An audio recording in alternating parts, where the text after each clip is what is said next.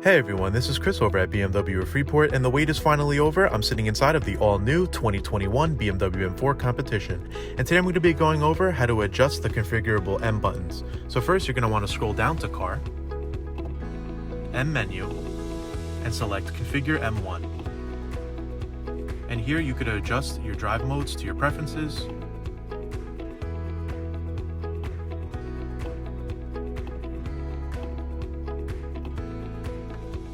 And you can do the same for M2.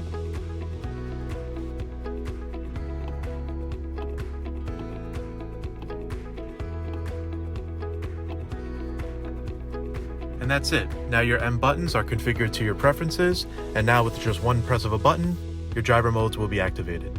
Thank you for watching, and if you have any questions, please contact us over at BMW Freeport, located at 291 West Sunrise Highway, Freeport, New York. Have a great day and stay safe.